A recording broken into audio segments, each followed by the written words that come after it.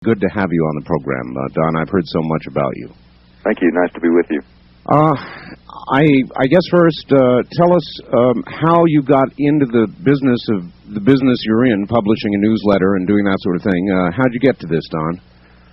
Oh, gosh, it's a long story. Back in the 60s, I did some undercover work for a couple of intelligence agencies and penetrated some communist fronts, and this was back when I was actually at the University of Texas. Got out of the University of Texas, started doing lectures on communism and socialism wherever I could. Went to Wall Street in 1967 and have been in the investment business, almost every aspect of the investment business since that time. Started going down to South Africa because I was involved with South African gold stocks in the middle 70s, and ultimately went down there about 35 times, made a lot of contacts there, and in about 1976 started writing my intelligence newsletter, which is now called the McIlvaney Intelligence Advisor. So I have a precious metals brokerage and consultation firm in Colorado, write my newsletter, but my first love is to try to wake up Americans as to the incredible decline that our country is in, the dangers our Constitution faces, the dangers to our freedoms, and so forth. So I've been writing my newsletter for over 20 years now, and I guess it's pretty widely distributed around the world, and talk about things that most people don't want to talk about. I suppose our claim to fame is we love to move people out of their comfort zone and make them very, very uncomfortable. Don, communism's gone. Well, I mean, it's almost gone. It's in collapse all over the world. So when that occurred, what did your newsletter turn toward? Well, we continued to write about things that we had been writing about, the New World Order, economic problems in the country, and so forth. But we've written quite a few letters trying to point out to people that communism is not dead, that the Cold War is not over, that peace has not arrived, that one-third of the world is still under the control of the communists in Red China, believe it or not, still in Russia, the 12 republics, part of Eastern Europe, now South Africa, Red China, et cetera, et cetera. We've written a great deal about what I believe is one of the greatest strategic deceptions of all time, the idea that communism is dead. It's not dead at all. The KGB was never dismantled in Russia. KGB's been reorganized 3 times in the last 5 years. It's more powerful than it was 20 years ago. Russia is run from behind the scenes by the old Communist Party USA, or Communist Party of Russia, or the Soviet Union. The military was not dismantled. They still have close to 45,000 warheads on 12 to 15,000 missiles, mostly pointed at the United States. They still have 6,000 defense factories that were not shut down, that are still cranking out tanks, fighter planes, bombers, long-range bombers, ICBMs, submarines, et cetera, et cetera. And when Zhirinovsky comes to power in the next 12 to 18 months, or a hardliner like Zhirinovsky, perhaps a Rutskoy, I think people will all of a sudden say, oh, my gosh, what happened? What are the odds of that, by the way, of Zhirinovsky coming to power? What odds would you give it? Might give about 90%. Oh, my. Yeah, I think it's very high. Remember, he outpolled Yeltsin in the last election. He is a radical. He is a nationalist. They say he's a fascist. They compare him with Hitler. That's right. But the important thing is he's a 100% creation of the KGB. The KGB created him. They made him, and so he has a great power behind him.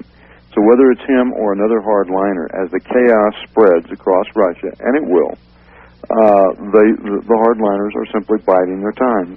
They've got the KGB, they've got the Red Army, they've still got most of their armament. Well, they've got more than most of their armaments. They've got more armaments now than did 5 years ago, intact, and so they're biding their time. Meanwhile, they're sucking massive amounts of aid out of the West, financial aid, high-tech aid, food aid, etc., and the West, under interesting leaders such as Bill Clinton and others, is massively and rapidly disarming.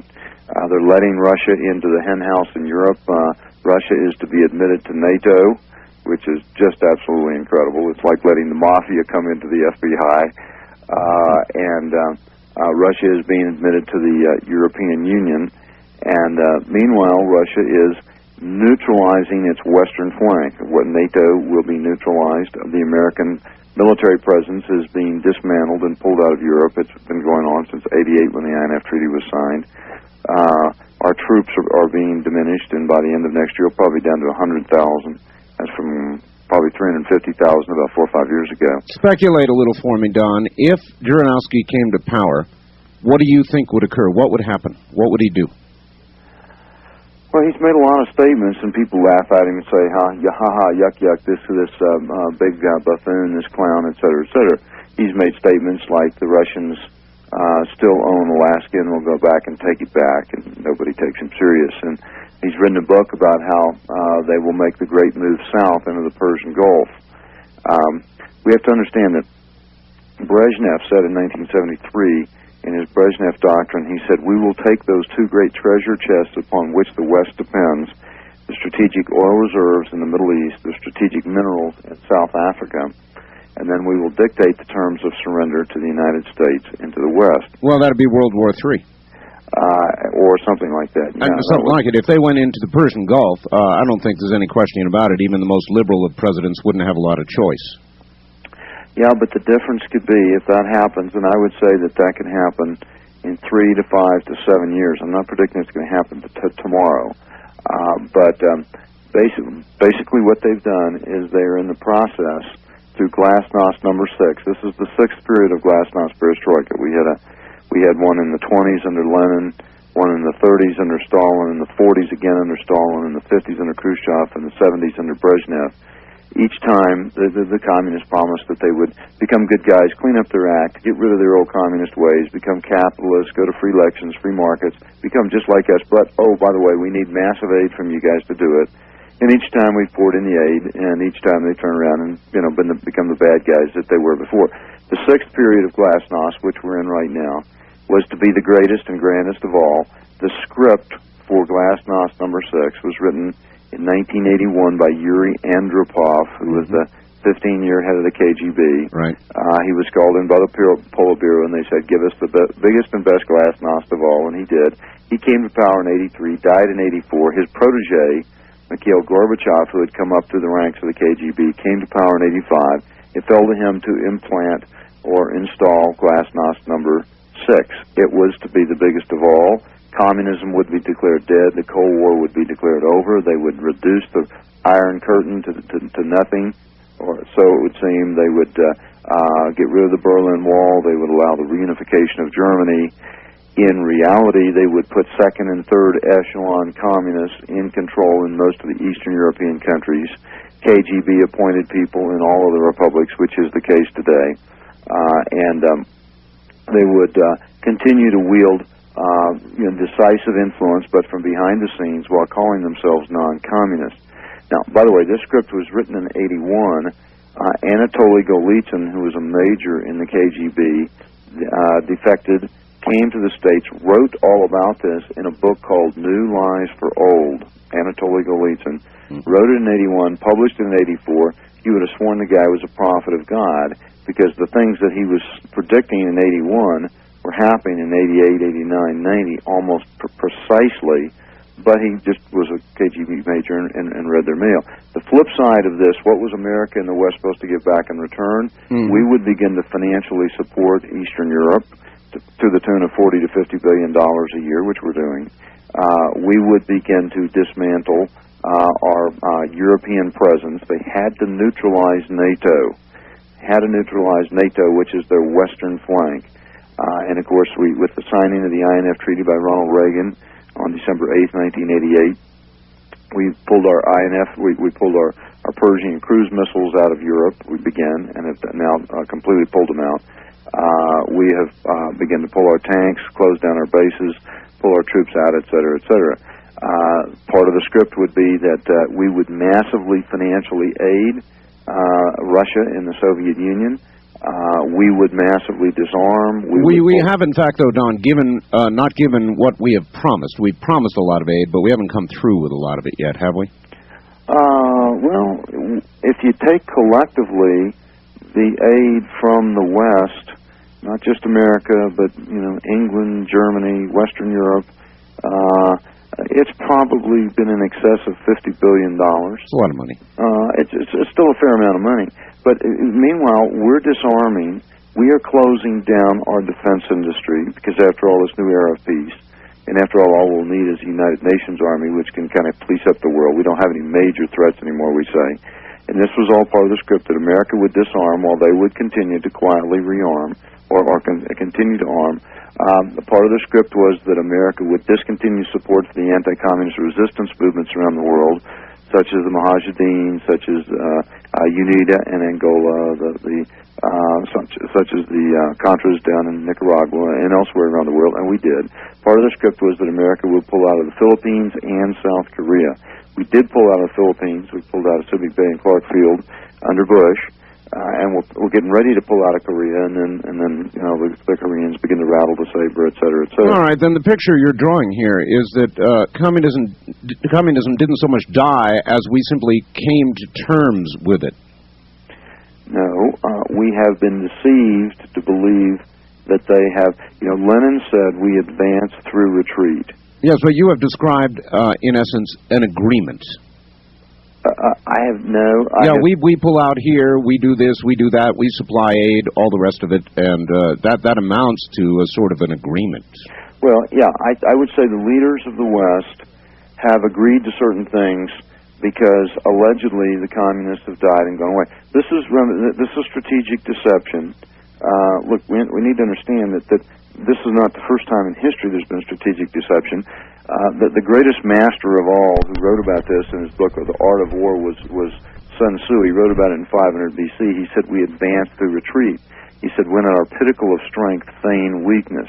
Well, then what is Yeltsin, a useful idiot? No, Yeltsin is an actor. Gorbachev was an actor. Just as Bill Clinton and George Bush are actors, there are powerful people behind the Bushes and the Clintons and the Yeltsins and the Gorbachevs who are pulling the strings. In Russia, it would be people in the Politburo, it would be the KGB and the Red Army itself, the Communist Party of the Soviet Union. There are powerful people that run the show behind the scenes, particularly the Central Committee of the Communist Party in Russia. They will bring in actors like a Gorbachev, like a Yeltsin, and it's like a giant soap opera. The Russians are big on drama. The Russians are big on chess. They're the chess champions of the world. Mm-hmm. And so they see this as one gigantic global chess game that takes place over a 20 or 30-year period. They see it as one gigantic soap opera.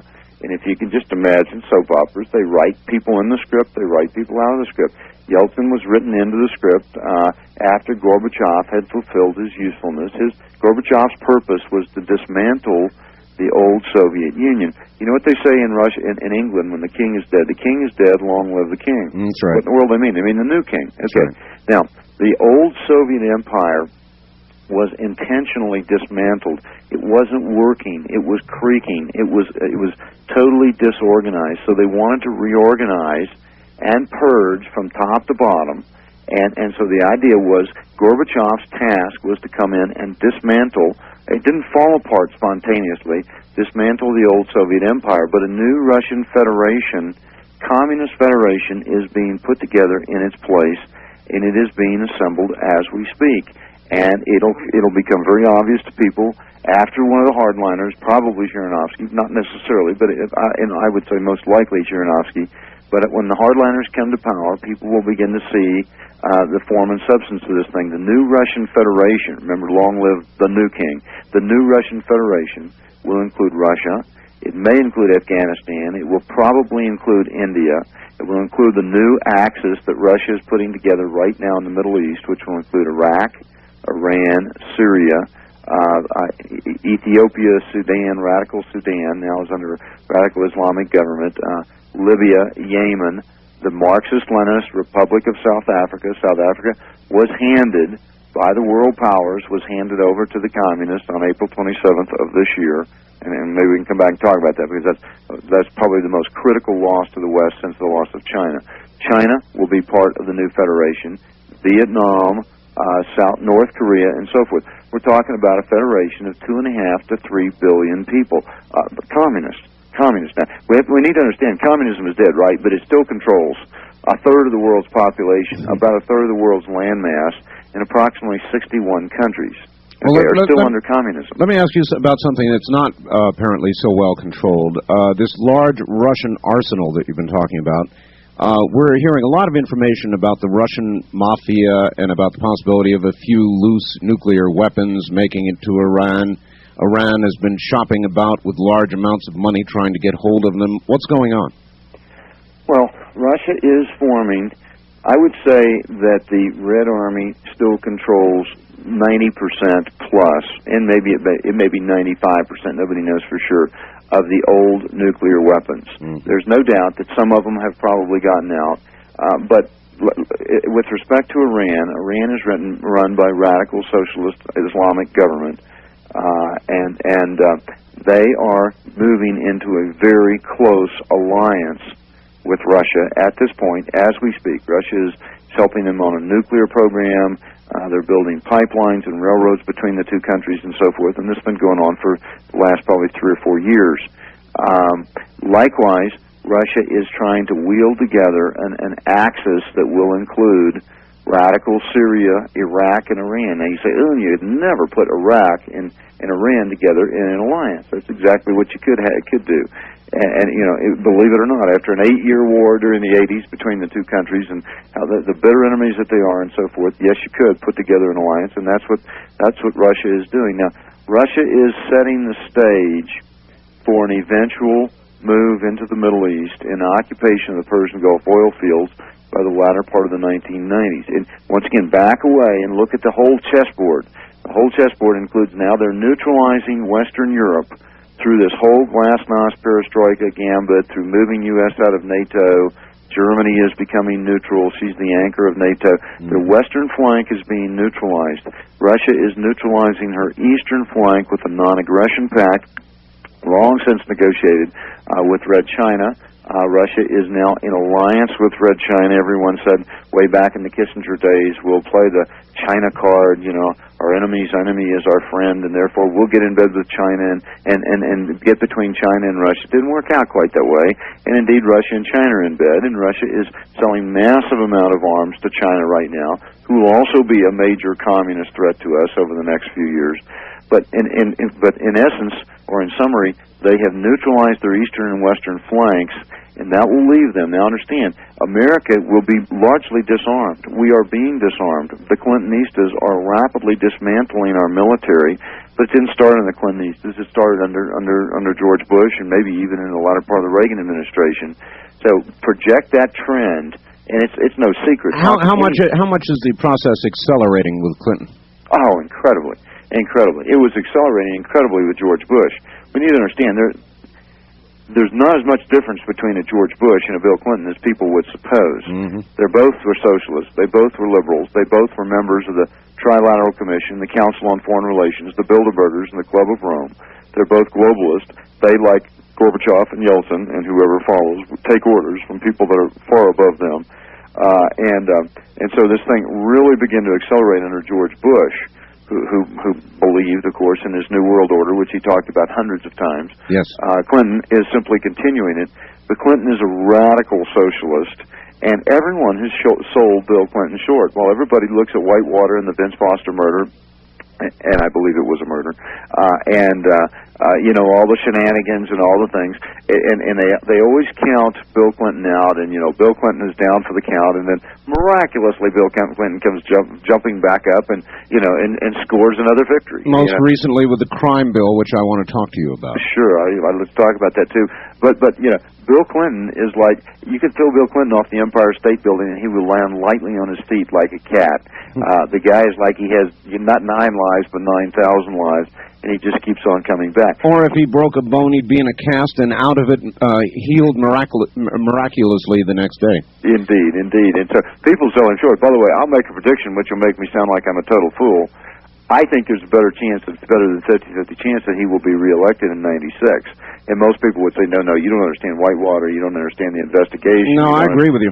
But let me tell you something, don't ever underestimate Bill Clinton. They've been telling us he was down and out ever since the primaries in 1992. And this guy is you know, he is a real rebounder. But in answer to your question, It's accelerating dramatically under Bill Clinton. They are rapidly dismantling our defense industry. They are closing down our production lines all over the country. We are closing down our military bases. We are closing down bases all over the world. And so we are rapidly downsizing the U.S. military, and that's part of it. The downsizing of the military, the closing of our defense industry, but then even equally ominous, we are moving what's going to be left of the military under the command of the United Nations. Right. And that's going very, very rapidly. And, of course, who right. dominates the United Nations? Russia does. Don, hold that thought. We've got a break at the bottom of the hour. Take a deep breath. We'll be back, and I'll ask you a little more about the downsizing. I've got a couple of questions. Sure. Don McIlvaney is my guest, and he, of course, has been publishing for many years, the McIlvaney Intelligence Advisor. Back with Don McIlvaney, and more on the state of the world, I guess. And all right, quickly to the crime bill, if we can. I want to give you my take on it. Newt Gingrich, Bob Dole, failure of leadership there, 6 defectors from the Republican Party, other people, Don, in arguing, in framing the argument against the crime bill, I think almost themselves have committed a crime. Instead of framing it as a Second Amendment issue, instead of framing it as a challenge to one of our basic rights in the Bill of Rights, they framed it, Rush Limbaugh did the same thing, as a question of pork. You know, too much pork. Everybody was afraid to even open their mouth. Gingrich in interviews wouldn't even open his mouth about the assault rifle ban. Dole didn't talk about it. Limbaugh didn't talk about it. Nobody talked about it. They framed the issue as one of pork. So when the thing went back for reconsideration and they cut out a few $1 billion of pork, all of a sudden the votes that were restrained because of that argument were suddenly released, and now we've got the damn crime bill. They framed the issue the wrong way, in my opinion, Don. 100% agreement with you. 100%. You very accurately assessed it. Everybody missed the point, and it was they intentionally framed it that way. Look, this is not a crime control bill. This is a people control bill. Mm-hmm. This is a bill to set up a police state. This is a bill that, by the way, 95% of the people who voted for the bill never read it. They did not read it. And in fact, as Bill Richardson, the founder of Gun Owners of America and the very well-known conservative state senator down in California said, what makes you think they read the bills? They don't read most of these bills. 95% of the people who vote for the health care bill will not have read it. Okay, and that was true of the crime bill. And indeed, I think one of the reasons that Clinton hasn't signed it yet is because they're adding lots of new stuff to it. And even after they pass a bill, they could add new stuff to it. If you haven't read it, you don't know what they throw in. That's what I've been hearing. They're still writing it. They're still writing this bill, and this is a bill that's a formula for a police state. This is what I have been writing in my newsletter for over the last couple of years now. We are plunging towards a socialist police state in America, and this bill is a quantum jump in that direction. I believe, Art, that they wanted this bill more than they wanted health care. And, of course, health care gives them a 19% quantum jump control over 19% of the U.S. economy. Right. And that's very important to them as far as socializing America. But the crime control bill, here's a few of the things it does. It basically will make a major move to move local law enforcement under federal control. Okay, very, very important. It will make a major move towards setting up the national police force, which Bill Clinton and Al Gore promised in their campaign book and so forth on page 72. I think it was called Up With People or something. And they're putting together a national police force. This will be a quantum jump in that direction. 37,000 new social workers will be put on the street. They can come into your home. No warrants necessary. They can search your home if they find anything that they say you are helping to contribute to the delinquency of your child. Maybe it's a homeschooling home, and they don't like the fact that you're teaching something against the New World Order, the UN. They can seize your home. They can seize your children, et cetera, et cetera. They talked about the pork and the midnight basketball and all the ridiculous stuff. And my answer to that was, hey, forget it. I mean, they're throwing away our money every day. I mean, so what's new? As far as the gun control, yes, they banned 180 different firearms. It was not 19. It was 180 different firearms are to be banned. And even though it sounds like at this point that they will grandfather in people who now own those particular semi-automatic weapons. You see, the gun control, the political left knows before they can establish the New World Order, before they can move us into a socialist police state, a la Nazi Germany, a la Russia under Lenin, China under Mao, Cuba under Castro. We got to disarm the American people. Yep. And so this is just Brady 1 was the first step. Brady 2 is now being introduced by Kennedy as we speak. I mean, it's in the hopper now. And this was another major step. Now, the problem is whether they will grandfather in the people so that it's legal to keep owning these 180 different semi-automatics. Let me inject this thought. The political left are smart. They know how to hang scary labels on things to scare people. When they wanted to get small pistols that people in the inner city used to defend themselves from marauders, they called them Saturday night specials. Yeah. Okay? We're all scared of Saturday night specials. It was a total propaganda ploy, okay? Then they came along with semi-automatic weapons, and they called them assault weapons. Anybody who's been in the military knows an assault weapon is a fully automatic M16 or fully automatic weapon, which these are not. Of course. And now the next gimmick is going to be, believe it or not, they're already talking, Art, about calling bolt-action rifles Sniper rifles. Yeah. And we're what do you need? Is that bill right? There's a bill out there floating around, or a proposed bill with regard to sniper rifles. I heard that it was a hoax. Is it? I don't know if it's a hoax or not. No, I don't think so. I think whether there has actually been a piece of legislation introduced or not, I can tell you that the political left is planning to push that concept. I don't know if it's written in. I have not seen the new bill. There's Brady 2 has already been written, and it's been introduced, and I don't have the House numbers and for the House and the Senate number in front of me. But all right, listen, Don, we're at the top of the hour, and you can't go away. Back now to Don McIlvaney, and we're going to open the lines here shortly. Don, are you there? I'm here, Art. Good. So much to talk about, so little time. Where is the gun control thing going from here? You mentioned Brady 2. Is the ultimate objective, Don, to get all the guns? Yeah, that's definitely the ultimate objective.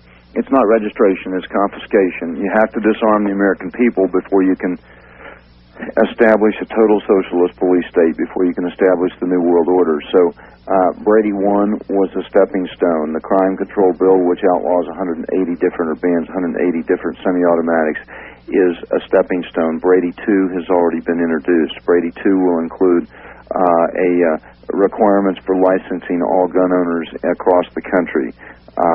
If you have as much, I think, as 20 guns, or and a lot of collectors do. Arsenal. They call it an arsenal, don't they? An arsenal, yeah. Or if you have 1,000 rounds of ammunition, and that may, to a non-initiated non-gun owner, that may sound like a lot of rounds, but I mean that's two tiny little bricks of 22 long rifle ammunition. That's probably, based on where you buy it, and I've gotten some of those at at Sam's Club. I can probably get those for $20 to $25, 1,000 rounds. That constitutes an arsenal. They say that you have to register $300.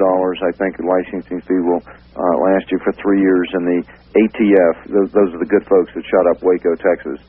They began it, and the FBI finished it. The ATF would then have the right to come into your home with a warrantless search 3 times a year and search your home to make sure that you, in fact, are maintaining your arsenal correctly. There's a lot more in the... All right, Don, let me stop you and tell you, I've got a lot of people in the audience who, for whatever reason, have been saying they feel something big is a-coming. Something's pending, something's going to happen. They don't have much of a sense of what it is, but something's coming. Now, I agree with them. Put that together with a lot of what I'm hearing underground, Don. I guess you know about the Linda Thompson business, don't you? What she said she was going to do September 19th and all the rest of it. That's a big mistake. I hope nobody goes back. I agree with you. Walk into Washington with arms. I mean, I agree with you, Don. But what's happening around the country? Here's what I want to finish up with. A lot of people are starting to talk about militias. A lot of people are beginning to talk about action and things that I would think would interest the ATF greatly. As they move one way, a lot of Americans are moving the other way, and there's going to be a clash. Yeah, we're moving towards a major confrontation, Art. There are a lot of people across the country that I think for good reason are getting very angry as they see the Constitution just torn up and thrown away, as they see seizures and forfeitures. Last year, the government seized property and assets from 250,000 Americans. That's 5,000 a week. Over $1 billion worth of houses, cars, businesses, real estate, bank accounts, you name it. As they see the Randy Weaver, Waco, Donald Scott type things where the government just runs roughshod over people, and if you raise a finger in objection, they can shoot you or burn you or gas you, whatever. There's a lot of anger that is growing across the land. I am sensing it as well. Of course, the government knows it as well, and I think this is why they are moving so rapidly to implement the crime control bill. And I do believe that Bill Clinton hasn't signed it because he's adding a lot of other measures to it, and those will go through when the final copy comes out. They are moving rapidly. The black helicopters that are seen all over the country now, and I'm sure you probably had programs and have talked about it. Many. The federal detention centers, which are now popping up, and I'm getting pictures of these. These sightings of foreign military equipment, whole train loads of it, some of it Russian, East German, UN, and so forth. Yeah, I've got the pictures. You and I've got probably a lot of the same pictures. The fact that Russian troops are now to be brought onto U.S. soil to be trained, it's actually been going on for a couple of years, but they've now publicly acknowledged that they're doing same. UN troops being trained in this country. I think we are moving towards some sort of a crisis. In my new newsletter that we mentioned in the last hour, America at the Crossroads, Freedom or Slavery, we talk about the fact that what they can't get done through the Congress, and you can get some things through the Congress because I do believe it's the greatest group of idiots ever assembled under one roof in the history of the world. And so you get a lot of stuff through these idiots. By the way, the Republicans are no better than the Democrats. Everything Clinton gets, he ultimately gets with the help of the Republicans. It's the truth. But what he can't get through the Congress, they'll just do with executive orders. And they may use executive orders to put the national ID card through. But if you examine the executive orders that have been floated over the last few years, you realize that the dictatorship is there. They have given ironclad control over every aspect of the economy with the stroke of a pen. I believe that some excuse for a state of national emergency could be launched in the next, I don't know, maybe this fall, sometime in the next 3, 6, 9, 12 months. It could be rioting. Let's just take an example. What the LA riots were classic. LA riots were not spontaneous. There were circulars circulated 2 weeks in advance before anybody knew whether the police in the Rodney King case were going to be acquitted or found guilty. They were already preparing for the riots. Either way, they were going to have the riots. I think those riots were a test case. And I strongly suspect that the government and the establishment were very much involved in those to test martial law, see how the people would react when the federal troops were called in, et cetera, et cetera. Now, imagine that they rioted that way when Rodney King, and in this Rodney King case, what happens if in the O.J. Simpson case, for example... I was just going to ask you about that. What happens if he's found guilty? And I don't want to comment on the details of the case. There's overkill, and you probably know more about that than I do, but let's say that he's found guilty and given life in prison or the death penalty, and you've got people stirring the blacks in various neighborhoods across the country that this is just a racist thing, the whites have got him. And let me tell you something, there's about 55%, 56% of the blacks believe that, according to some polls. Well, it could be riots from the O.J. Simpson case. It could be something that's stirred up. It could be a financial crisis. But some excuse is used to trigger a state of national emergency. We go to martial law. Suddenly you begin to realize why these black helicopters in these detention centers and these foreign troops and UN vehicles and Russian vehicles and so forth were here, and we suddenly find ourselves with a state of national emergency. Now, we all know 2,500 ATF agents can't disarm 75 million Americans with 200 million firearms. Give me a break. I mean, that'll never happen. They can harass dealers. They can go out and shoot men, women, and children in Waco or do Randy Weaver type operations, but they can't go out and disarm the American people in mass. The National Guard really, even though they've been training for house-to-house searches for firearms, they can't really do it because they can't be counted on to come against the American people. Local law enforcement can't, although they're moving rapidly to take that over. Don, they're like the IRS. They operate on the principle of intimidation. You bust a few high-profile people, and you come down real hard, throw the book at them. and you intimidate everybody else into a relative obedience. But I understand that, and I understand how that works. But I don't think it's going to work. I think that you've got, guns are a funny thing. I mean, I pay my taxes. I pay way too many taxes, and that's not been my choke point. That's the choke point with a lot of tax resistors out there and so forth. But let me tell you something. Mess with my kids, mess with my guns, and all of a sudden you've got a very angry that's right. young man. And that's right. That's the way people feel across the country. Don, we've got a lot of emotional about both those things, and these idiots are messing with both. And I think that they are. There is an anger growing across the land. There is an incipient resistance to this that is growing. There are the militias that are popping up around the country, and the Constitution says they're constitutional. A friend of mine who's got a talk show down in Florida says that there's 50,000 people in the militias in Florida. I've not confirmed that number, but there is a. The government knows that there is this growing resistance and anger to what they're trying to do. That's right. And so people are waking up across the hinterland. And let me tell you, there is some good news out there. Let's talk about the good news for just a minute. When Hitler installed his dictatorship and Lenin in Russia, Mao in China, Castro in Cuba, and so forth, they had a lot going for them. But one of the things that they didn't have going against them is they didn't have radio talk shows like yours, and I have major problems with Rush Limbaugh, but some of what he says is good. But, there's hundreds and hundreds and hundreds of radio talk shows around the country. They're reaching tens of millions of Americans every single day, and they're telling them what they don't want to know. There are major holes that have been punched in their information monopoly, and it's really hurting them bad. That's why they pushed the Fairness Doctrine last year, and they'll keep trying to push it to try to put guys like you off the radio. Okay, that's a problem they've got. They've got newsletters out there, which are like the letters of correspondence before the American Revolution, and there's hundreds of those, and then there's tens of thousands of little private newsletters. They're people that are free that people are sending around the country. So whether it's a national newsletter like mine or private ones, those are punching major holes in their information monopoly. Then they've got the fax machine, and high tech is certainly a weapon the establishment will use to enslave us, but it's a double-edged sword. You bet. When they do some kind of mendacity, these guys don't function well except in the dark, okay? They do their dastardly deeds in the darkness, and suddenly they try to do something, and people with fax machines back in Washington fax it out, and it goes out to a few hundred, a few thousand, 10,000, 100,000, 50,000, and before you know it, and then there's like when they drop the nuclear bomb, and there's this gigantic rush of wind in one direction, and the wind goes back in the other direction. That's right. Then all of a sudden you got hundreds of thousands of faxes going back again to Washington, and so they cannot do what they've done in the darkness.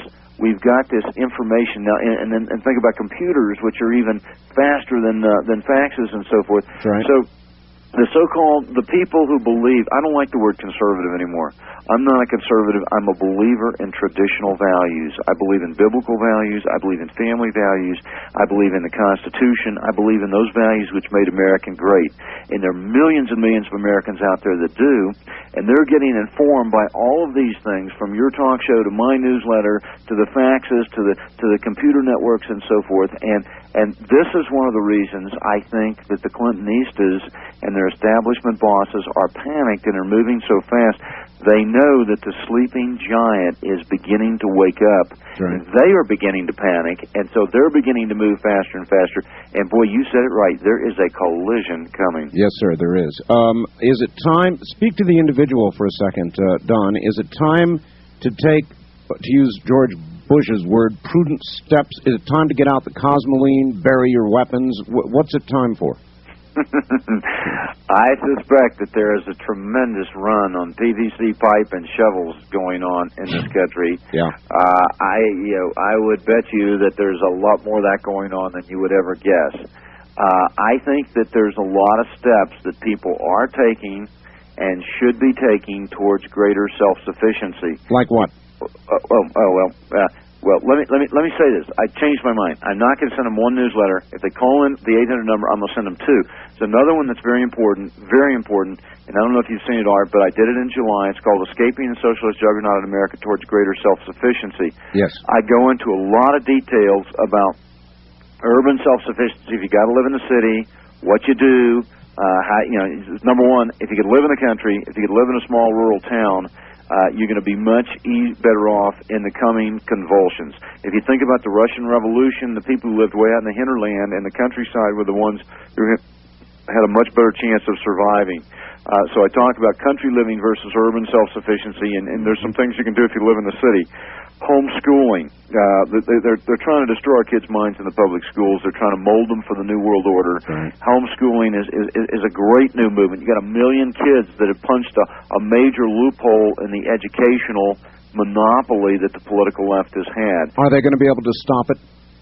They're going to try through they tried through H.R. 6 this past spring, right? And the homeschoolers who are not as well organized as the gun people, okay, and this is why I have great disdain for the leadership of the National Rifle Association.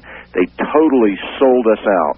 They sold us out. All they had to do was launch with their 3 million members the same kind of grassroots campaign to stop the gun control that the homeschoolers did last spring, and that Larry Pratt did with Gun Owners of America, and they could have totally killed off the gun control thing. They didn't do that. Last spring, the homeschoolers who were totally disorganized heard that as part of H.R. 6, the government was trying to shut down homeschooling in all private Christian schools in America, and they really did try it. And 1 million irate communiques, faxes, phone calls poured into Washington, and they backed up very quickly. They're going to try the same thing through the UN Convention on the Child. And I have a major section in this August newsletter that I said I would send out. One of the 2 newsletters I'll send for people who call, dealing with the UN Convention of the Child. It's a total takeover of the family. It's a total takeover. The government and the United Nations will tell you what you can and can't do. You're a criminal if you spank your kids. You're a criminal if you tell your kids they can't listen to hard rock music, if they can't watch pornography, if they can't run with a gang. I mean, it's absolutely incredible. And as part of the UN Convention on the Child, I think they're going to make a major stab at homeschooling. I summarize the major conventions. In fact, Article 28 says compulsory education. All nations are challenged to unite in creation of an internationalist approach to education. This is a UN Convention on the Rights of the Child. All school-age Americans will be encouraged to be part of the school system. The content of what must be taught to all children is prescribed. Mm-hmm. This will be described under the treaty. By the way, 150 nations have ratified this treaty.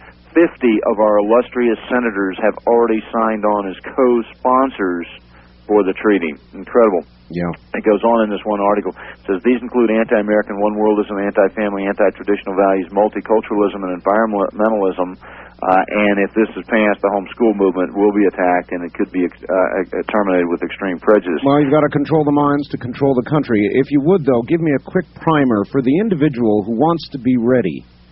What should they do? Okay, there's about 7 or 8 major areas of self-sufficiency. Let me try to blitz them real quickly. Sure. First, let's take financial self-sufficiency. We are moving towards a depression. 1 million Americans a year are already going bankrupt, about 100,000 corporations a year. The $15.8 trillion debt pyramid that was only $3 trillion when Ronald Reagan came to office 14 years ago or 15 years ago has more than quintupled. It's coming unglued. Get out of debt. Get liquid as rapidly as you can. You want to reduce your debt to zero if you can. You want to be liquid. Set up a savings program and make yourself save at least 10% per month. Avoid the stock market like it was AIDS, because it's the most overpriced stock market in U.S. history. It's a ticking time bomb. Mm-hmm. I think it could collapse this fall. I agree. Avoid the bond market. You want to have probably no more than 25% of your assets in real estate. There is a service which we use where you can get a good reading on your bank, S&L, or insurance company. They'll give you an A, B, C, D, E, F rating, and I think it's for $15. And if you come back C minus, D, E, or F, you need to get out of that bank, S&L, insurance company to a stronger institution. You can call the same 800 number that you get the newsletters at, and you can get that. I would... What about hard currency, gold? Okay, you want to have, I would say, upwards to 25-30% of your assets in precious metals. Mm-hmm. I'd probably have 2/3 of that in gold, 1/3 in silver. The gold I would put in $20 double eagles, St. Gaudens, or Liberties. I have strong reasons for that. Anything over a 15% premium gold coin is considered to be a collectible, same with silver. Not subject to confiscation. Less likely to be confiscated, more likely to remain legally tradable. When you liquidate it, there's no reporting requirements, and when gold goes up, those coins tend to go up faster because they're a little scarcer. I think you want to have upwards to 30% of your assets in precious metals, and you ought to be acquiring them right now. I think you ought to have a cottage business. Find a second source of income. I wrote about this in my September '93 newsletter, which dealt completely with self-sufficiency. I listed about 10 different books on how to set up a cottage business, different kinds of home-based businesses you could get. That's very important. I think you ought to have a year's supply of survival food, dehydrated food, tucked away, and my company offers that. I couldn't find anybody else who wanted to sell it, and everybody thinks I'm crazy, so I said, fine, we'll help people to get that as well as the metals. I think you want to develop alternate sources of information, programs like yours, newsletters like mine. Look, there's a lot of good hard money, conservative, patriotic newsletters out there. You ought to take 3 or 4 or 5, not just mine. There's some other good ones out there. Ron Paul's got a great one, and Mark Nessman's got one called Low Profile. There's some really good newsletters out there. Okay, those are some financial self-sufficiency ideas. Basically, be liquid, avoid long government bonds, corporate bonds, municipal bonds. Avoid the stock market, avoid equity mutual funds, exception maybe gold stocks or gold stock mutual funds. They did great last year. They were up about 100%. Not much this year. I think they'll be okay the next couple of years. Alternative energy, I suppose, all the rest of it, whatever you can do to become independent. Don, look, we've got a break here at the bottom of the hour. Hold on just a sec, all right? Mm-hmm. Don McIlvaney is my guest, author of the McIlvaney Intelligence Advisor. There's a lot of information being dispensed at the moment, more in about 4 moments. And here's our expert of the night, Don McIlvaney. Hi, Don. Let's finish up on self-sufficiency or getting ready for whatever's coming down. Okay, Art. One of the areas of self-sufficiency that ties in with what you were saying about Bob Crane and the facts is communication self-sufficiency. I think everyone ought to have some kind of a shortwave radio receiver. If we have a state of national emergency, God forbid if we ever had a Red Dawn scenario, and which I think is not as far-fetched as some people think, you need to have a way of knowing what's going on in the world, and traditional communications could be shut down. They could be shut down by the government or in other ways. Bob Crane has a great company, C. Crane Company. You gave their number. You bet. And I have already gotten a number of things. I wrote about him and a lot of the different shortwave type receivers he's got in my July newsletter, which I'm going to send out to the people who call in. You need to get some world band type receiver radios. These are not expensive. You can get them for a few $100. I'm frankly going to get my ham radio license and get the ability to communicate two-way around the world, and I'm working on that one right now. Good for you, Don. I'm a ham, have been all my life. I'm sitting in a room right now with a studio on one side, my full ham set on the other side, and the third side is a 486 computer printer, the whole ball of wax, and I'm up to my neck in all of this kind of communication. And it's going to be essential for people as the world destabilizes. By the way, the things we're talking about here tonight are not just in America, they're all over the world. This is global. World War II was regional with the Nazis and the Japanese and so forth. This is a global type thing. We're going to need to be able to talk to people who are lovers of freedom, who are resisting this global dictatorship called the New World Order. We're going to need to be able to talk to them all over the world. I need to be able to talk to people 5 miles away, but I need to be able to talk to you, 1,500 miles away, or to people halfway around the world in South Africa or Germany or friends of mine in NATO and so forth. And so you need to have the equipment and the know-how to do so. So I think communication self-sufficiency, very, very important. Medical self-sufficiency.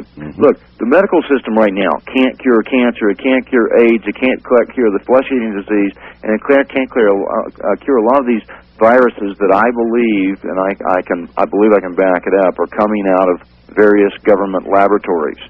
I think a lot of these viruses are designer viruses, and they're coming fast and furious. But just take the traditional degenerative diseases, and traditional medicine just runs into a brick wall. We know that alternate medicine has got a lot of things, from ozone therapy to chelation therapy to enzymatic therapy, you name it. And so I think you need to learn medical self-sufficiency. Now, all of this was before Hillary takes over and quote-unquote bastardizes the whole medical system. So once she's socialized it, she and her comrades, in quotation marks, it's going to get real nasty. My wife and daughter are taking an herbal medicine correspondence course. A guy named David Christopher out in Utah. He'll be at the Survival Preparedness Conference. He offers this correspondence course as part of our homeschooling curriculum. But you need to become medically self-sufficient. Right. Food self-sufficiency, you want to be able to, I think you ought to have at least a year's supply of dehydrated food. You ought to be able to grow some food. Learn something about organic gardening. Easier if you live in the country. Not impossible in the city, just a lot harder. If you could get out of, now I'm speaking to a lot of people in a lot of cities, Don. If you were in the city and you could get out, I take it you would. Yeah, I certainly would. Let me tell you what I did a few years ago. I had my precious metals company and my publishing company in Denver. I really began to get nervous. I mean, the crime, the gang warfare, it was just, it was getting bad. And as you know, 90% of Americans live in major cities. And that's where the New World Order is going to try to control them. It's going to be easier to bottle up and control people in the cities, much harder in the countryside. So I bit the bullet, and I moved about 50 miles out of Denver. I moved out in the country. I wasn't that far out. I commuted. It took me about 45 minutes to an hour, depending on traffic, to get into town. I drive kind of fast, but we got 10 acres. I cut my real estate buster, my mortgage payment, by probably 60% because the real estate was cheaper in the country, and I got a smaller house. I didn't need as big a house, so I still had a mortgage, but I cut it way down. My kids were able to get horses. When I lived in town, I couldn't let my kids play in the front yard because they kidnapped people and stuff. So that was a great step. And anybody who says, "Well, I work in downtown Las Vegas or Portland, Oregon, or Dallas or whatever, and I can't give up my job." Okay, I understand. If you can't, you probably could, but people think they can't, and because they're in their comfort zone, they don't want to move out. Fine, but you could still move an hour away, and you could take the effort to commute in. You can listen to tapes on the radio. Boy, Don, I'll tell you something. Our lives have really paralleled. I lived in Las Vegas for many, many years, and I moved out. I'm 65 miles west out in the high desert now.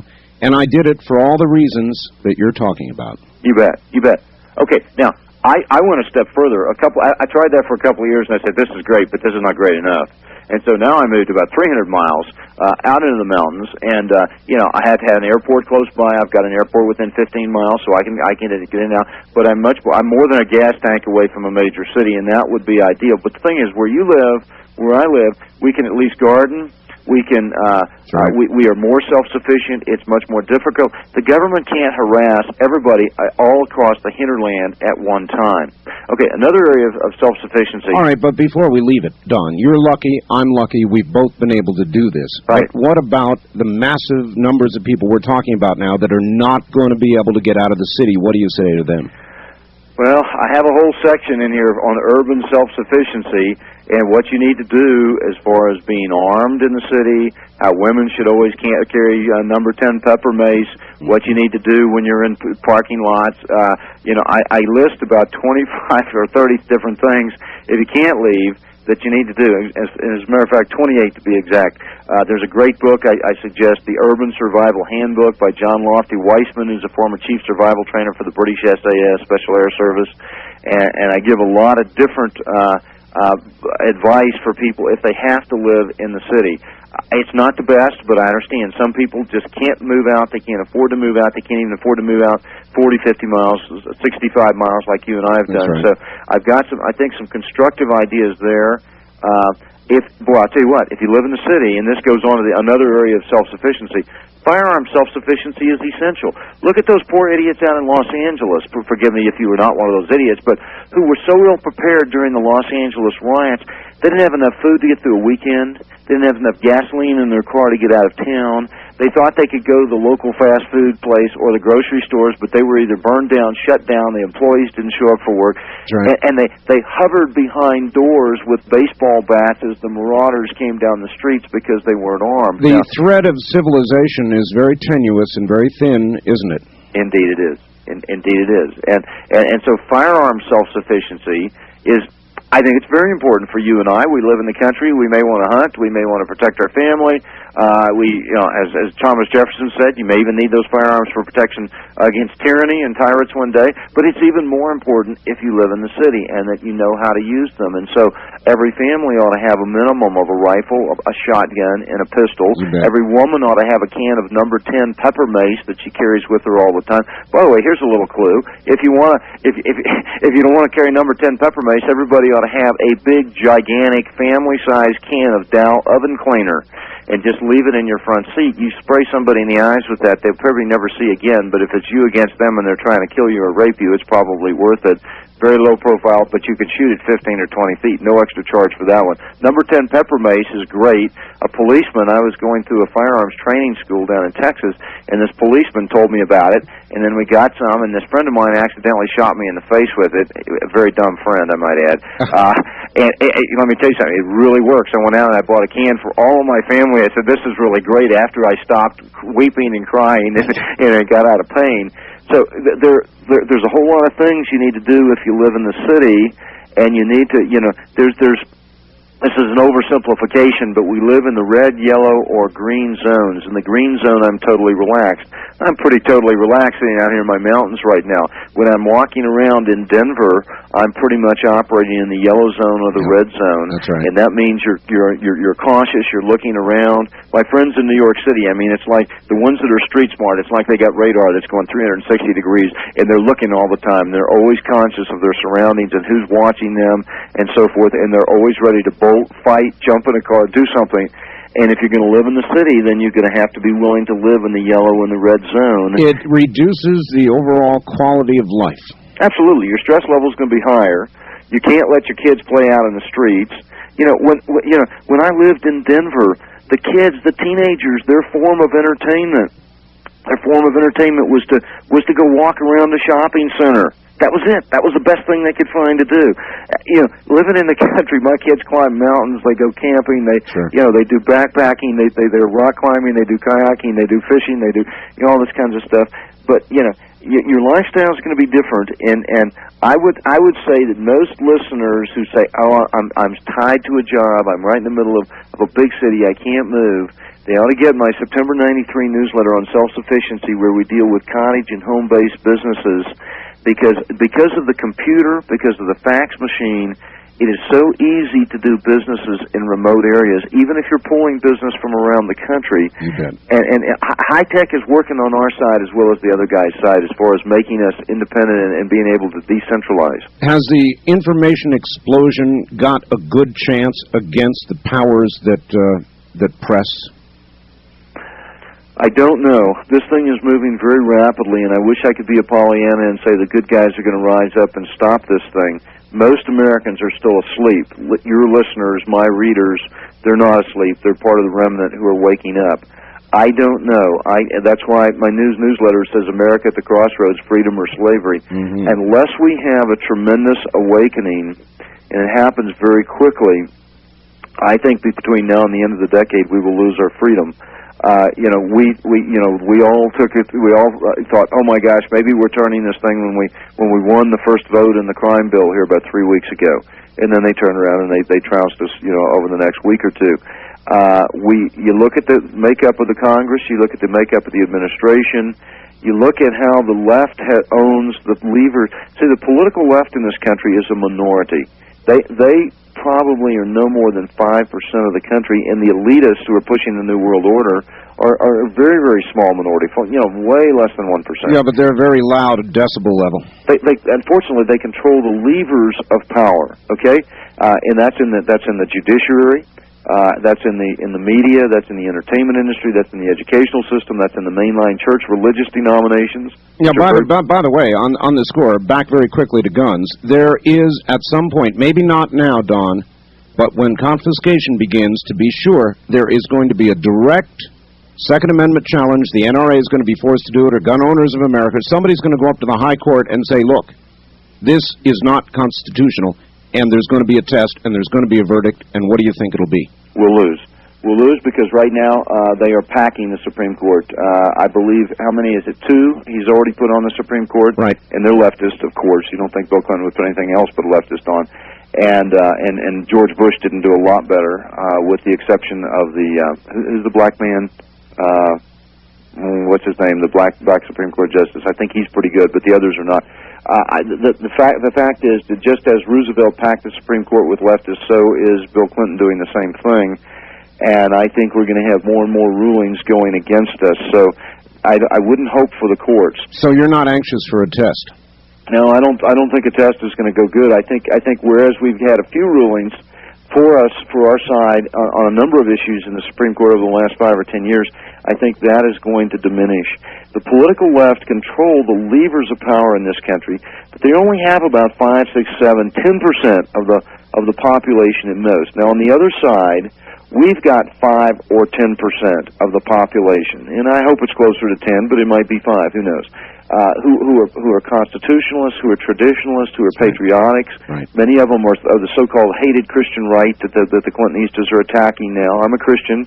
I'm a Christian conservative traditionalist, and I'm not ashamed of it, but they're attacking people like us.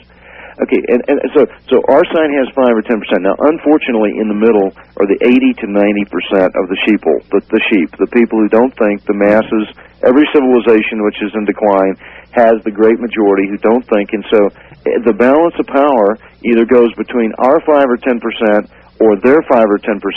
The difference is they control all the levers of power right now, and we don't. We do not control power in the United States, our side. But we have made major inroads in the communications area, in the homeschooling area. They don't know how to disarm the American people. They're going to try, and they're going to run flat into a brick wall when they try, I believe. And so there are major obstacles, and as you and I both have agreed, major confrontation is coming over the next 3 or 4 years. How it will turn out, I don't know. As George Washington said, the event is in the hand of God. I don't know how it's going to turn out, but I do believe that if more Americans don't wake up, we could very well lose all of our freedom and be serfs in the New World Order. Well, on the end of the decade. Yeah, on the negative side of things, what worries me is I'm going to drag you back to Waco for a second. Waco occurred. These people were literally burned out. I felt that if they had a cross on top of that building, they never could have stood the pictures of the tanks crushing a building with a cross. But nevertheless, they did. The burning occurred. It was awful. In my opinion, it was murder. We just had a big congressional investigation over Whitewater that went, in essence, absolutely nowhere. A couple sacrificial lambs. That's major cover-up. And so why no congressional investigation of Waco? Why aren't we seeing Janet Reno being grilled? Why aren't we getting the computer memos trying to decide how the decisions were made and where everything went wrong? It's just died, and the American people sat back and have let it die. Yeah, the American people slept through that one. But that's the bad news. And, of course, the government murdered those people, men, women, and children. They gassed them. They burned them. The morning they went in, they knew they were going to gas them and burn them. That was the intention. They never intended to let any of them out alive. Right. There's too much evidence in there that had to be burned up. Right. And we could go on and on about Waco, and I'm sure you've had numerous programs on that. Yes. The point is, Waco was a wake-up call to a lot of people in the remnant. Okay, that 5 or 10% on our side, the traditionalists, the conservatives, the Christians, there have been a lot of people woken up as a result of Waco. Yes, they whitewashed it. Yes, they covered up, just like they're doing Whitewater and the Vince Foster murder and all of the stuff the Mendasi, the Clintonistas are doing. They're covering those things up, but expect them to. They control the levers of power in this country, so don't be surprised. But I think they've gone so far on some things, and because of our information network that we've now got in this country, Waco did wake up a lot of people, and I think in that respect, those people may not have totally died in vain. They were murdered. It was something on the level of that the Nazis would do. And I write, by the way, and I've written a number of newsletters in recent months about the parallels between the United States and Nazi Germany today. And but the great number of sheeple, the 80 to 90% in the middle, the dumb ones, the ones that get all their information from television and think they know everything and know nothing, those people didn't wake up. But there's more people on our side beginning to wake up, and so there is a polarization that's going on. And sure, expect them to be able to cover up. This is why. And I don't know if I said this earlier in the program, or maybe I said it to you off the air. I think I said it earlier in the program. Don't count Bill Clinton out for being reelected in 1996. I don't. Because they can, with all the mendacity that the thinking people in your audience, and hopefully they read my newsletter, know, we know that they can cover that up, if they control the levers of power in the press. Now, the one way that they will get Bill Clinton is if the establishment decides to take him down. If they decide, look, people all over the world and countries all over the world are laughing at us, and it's actually causing a little embarrassment for the New World Order. This is the man that's leading the American branch of the New World Order, and he's a buffoon. Well, that'll only occur if he goes too far, too fast. True, or if he becomes too much of an embarrassment, and they say, "Look, we got to pull the plug on this guy," and so if the establishment decides to get rid of him, and you'll see him being massively attacked in the New York Times and the establishment media. Right. Then they put in Al Gore. Al Gore is just as dangerous, maybe more so. He looks better. He's not as immoral. He doesn't have as much moral baggage and so forth with him. I don't think he's probably ever killed anybody. By the way, the body count is over 30 in Arkansas now. Anybody who got too close is dead. It's like the Kennedy assassination. The people who knew too much, before you knew it, in a year there was 50 people dead. Well, I understand the body count in Arkansas for people who know too much about what the Clintonistas are up to is over 30. Well, okay, Al Gore doesn't have those kinds of problems. He's like George Bush. The establishment owns him. He's a New Ager. He's a New World Order man. He's a radical environmentalist. But he's like Bush. He looks fairly clean. Right. And so they may decide early next year to put Al Gore in, and then they might have a shot at getting him reelected in 1996. I don't know. This is something I think it's a moot point. We could argue all day long. The point is, don't ever count out the Clintonistas, because they always come back, and look, 4 more years. If we have these folks back in 96, from 96 to the year 2000, then there'll either be a conflict or we'll be slaves. We will lose all of our freedom. I don't think they can take down the Constitution totally between now and 96, but you give them 96 to the year 2000, and I do believe they can take down the Constitution, and then we are in deep trouble. So the crunch point, it's coming, and in the next few years, if not sooner, in your opinion. Indeed. And watch for a state of national emergency. Watch and see if they try to impose a state of national emergency. The biggest dilemma that they've got is not just your talk shows and my newsletters. The biggest dilemma they've got is the American people being armed. All right, hold that thought. Don McIlvaney is my guest. This is pretty hot stuff. Hope you're listening. Well, if you have not heard the first 2 hours, all I can do is implore you to order a tape of these 2 hours, and we'll tell you how as the morning wears on. But whatever you do, you've really got to get this information and act on it. All right, brace yourself. Don McIlvaney's about to come back, and he's not pulling any punches this morning with regard to the advice he's giving out, with regard to what he feels is coming. And as I said, if you have missed the previous 2 hours, you've got to get hold of a tape. Back now to Don McIlvaney, and very quickly, Don, just a couple of questions. We've got to get to the phones. We've got to get to the phones. But a couple of questions. One involves Cuba. I can't figure out what we're doing with Cuba. I just heard the news. Thousands of rafters are setting sail. We're being inundated. And for years and years and years, we begged Castro, pleaded with him, let your people go, let them, there be open immigration, all the other things that you want from a small communist dictatorship like that. Now Castro has let his people go, and the first thing Bill Clinton does is shut it all down, tell them they can't come to America. I understand it's a strain, but it's also kind of a weird reverse, upside-down policy. What's going on with Cuba, Don?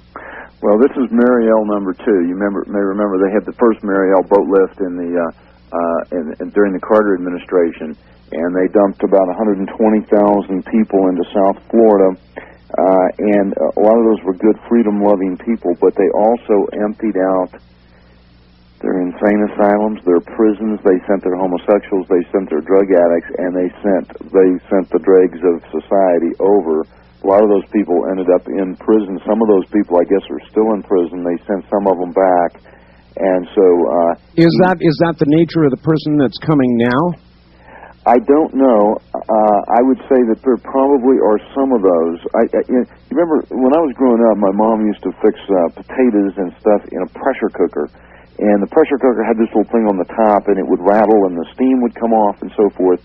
As pressure builds in Cuba, they will occasionally let people out, and some of them are dissidents, and some of them are going to be the bad dregs of society and so forth. But they let pressure off of the system periodically for doing that. So I think that that's part of the motive behind Mariel number 1, and I think you could call this the Mariel boat lift number 2. But I think there may be more to it this time. Part of the agenda of the establishment has been to normalize relations with Cuba. Now, it doesn't look on the surface like that's the direction it's going, but has been to normalize relations with Cuba so that we could drop this long embargo and start giving aid to Cuba, et cetera, et cetera. And I think that is one of the goals of the political left. And you've had people on our side have certainly, I think, pushed for just the opposite, pushed to do anything impossible to overthrow Castro, which we should have done 25 years ago. I think that out of this whole thing could come negotiations between the Clinton State Department and the Castro government, and that before it's all over, I think that this thing could go the opposite direction, and you could see a relaxing of tensions between Cuba and America, and indeed an opening up of relations between the two. That is one of their goals. I know that is one of the goals of the Clinton administration. Well, isn't it a little strange that we're going to go to New York and negotiate with Castro, one subject only, supposedly, and that is getting Castro to, in effect, clamp down and stop what's going on. And stop the people from getting out. That's right. Understand, we have been helping and working with and collaborating with communist dictators. I mean, you go back to 1917 when our powerful folks helped put the Russian government in power. I mean, look at what we're doing with Red China right now. All right. We just helped put the communists in power in South Africa. So watch out. Out of this whole thing is going to be a breaking, I predict it will be a breaking of the logjam between America and Cuba. And out of it will come some kind of normalization of relations with Cuba. It doesn't look like that right now, but you watch and see how it evolves over the next few months. All right, listen to this. It's a fax that just came in. I want your comments on it. Just cleared my fax machine. From the militia of Montana, it says, within the free zone, to all Washington citizens, research and seizure. We have received information from National Guard members that there was a briefing during the week of the 22 August 94, in which members of the Washington National Guard, who are stationed in the western side of the state, are to be deployed to a town on the eastern side of the state for the purpose of house-to-house search and seizure within 2 weeks of the briefing date. The special emphasis was also made for the unit to create a conflict with civilian militias that are now being formed. The unit also consists of 30 to 40% UN troops. Again, this information came from within the unit. If and when we find out the exact location, we will notify you. Also, these types of reports cannot be confirmed until it happens, which, of course, we do not want. Comments? Yeah, I see a lot of faxes like that, and I think that some end up being accurate and good information, and some don't. We do live in a period of wars and rumors of wars, and that's so right. Basically, I'd make note of those things. I file them, I watch them, and then I see if they can be confirmed from other sources. And indeed, you'll know in a few weeks if this is true. Let me tell you why it's not off the wall, though. Whether this particular communique is accurate, conceptually, it's not off the wall. We know that they went in for warrantless searches in the public housing projects in Chicago earlier this year. That's and right. Bill Clinton bragged about it on MTV and said, we'll do a lot more of that. That's it. You guys have got to be willing to give up some of your freedoms to bring about stability, et cetera, ad nauseum. Okay. Now, what I also know, and I get this from people who are high up in the government, who are friends, and by the way, there are some real good, patriotic, solid citizens who are in most of these government agencies. I mean, they're not all bad guys, and there's some good, and they're appalled, and I know some of these people at what they see our government doing. In any case, a friend of mine who is very high up in the Treasury Department pointed out to me that for the last 3 or 4 months, there's been an operation going on over in Puerto Rico, a test case, if you will, where they have been going into all kinds of public housing projects all over and doing house-to-house searches for guns, no warrants, et cetera, et cetera. U.S. police have been involved from the mainland, have been involved in this, and you've had U.S. police officials and federal officials and National Guard officials going down and watching the operation. And so kind of a training exercise, if you will, has been going on for some months in that part of the country, or not the country, but in that territory of Puerto Rico. Friends of mine in the police, but who have good intelligence contacts with naval intelligence, told me earlier in the summer that they were expecting to have these kinds of sweeps for firearms down in the Tucson area. I'm not aware that that's happened yet, but I think you're going to start to see this in a lot of parts of the country. They're going to do some test runs at it. They're already doing test runs, Puerto Rico, Chicago, etc. And so I don't know if this communique is accurate, but I will say that this sort of thing is on the drawing boards. Surely the National Guard has been practicing for house-to-house searches for firearms and drugs for several years. Ultimately, the National Guard and local police won't be enough if they start doing this all over. They will have to use the U.S. military. I'm sure you're aware of the questionnaire that was circulated to the Marines at 29 Palms, California, in which they asked the Marines if they would consider attacking their own people. The exact question was that there were a whole series of questions in this questionnaire. It said one of them was they asked, "I would swear to the following code: I'm a United Nations fighting person. I serve in the forces which maintain world peace and every nation's way of life. I'm preparing to give my life in their defense." When you like your son to sign that, the U.S. government. The next question. U.S. government declares a ban on, and you have 5 potential answers: strongly agree, agree, neutral, disagree, strongly disagree. Okay. The two last questions were: the U.S. government declares a ban on possession, sale, transportation, and transfer of all non-sporting firearms. A 30-day amnesty period is permitted for these firearms to be turned over to local authorities. At the end of this period, a number of citizens groups refused to turn over their firearms, considering the following statement: I would fire upon U.S. citizens who refuse or resist confiscation of firearms banned by the U.S. government. Okay, now that was the last question on this long questionnaire, which basically was trying to get the feel of how our soldiers would react to being under UN command, United Nations command. Now, they've tried to deny this, and this was just a guy who was working on a master's degree, passed this out. That's exactly what I've heard, yes. Yeah, but on the other hand, Navy SEALs all over the country. Larry Pratt, head of Gunners America, has talked with a number of Navy SEALs, not all together, in different situations, especially in SEAL Team 6, who have talked about being asked the same question. So I think we know that between the National Guard and various areas of the U.S. military, they are preparing to use them in the coming gun confiscation. Obviously, 2,500 ATF agents and even 10,000 FBI agents can't confiscate 200 million firearms from 75 million Americans. So the military, whether it's U.S., UN, National Guard, or some combination of all of the above, has to be used. So that communique you just got, whether we can confirm it, whether you or you'll know. You'll know in a few weeks if it's true. All right. They're working on that all over the country. All right. Here's a good follow-up question, or after all this, to ask you this question is good. Would your guest advise, faxes somebody, staying in the United States or moving offshore somewhere? Okay, that's a real personal thing, and I do believe that one of the things that you need to have in the whole upcoming scenario is we all need to listen to God and get His guidance and direction. And for most people, I think staying here in America and supporting our Constitution, our traditional way of life, is going to be the way to go. I do know people. I will tell you this: there have been more people have left the United States and left with their money, their families, their businesses in the last 18 months than in the last 25 years put together. People understand what's coming. Not everybody's asleep. Not everybody just fell off the turnip truck. And so you have tens, if not hundreds of thousands, I think 250,000 Americans either moved their families, their businesses, or their assets out of the United States in the last 12 months. And that was actually an article, Flight from America, that I think was in Money Magazine here a month or two ago. I've been hearing about it. Okay, so it is happening. I understand why some people are doing that.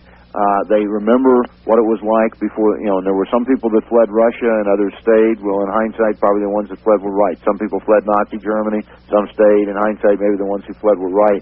I don't have a simple answer to that. All I know is I will stay. This is my country, and I will stay and do everything in my power to defend the Constitution, to defend our traditional way of life, to continue to try to wake up people and so forth.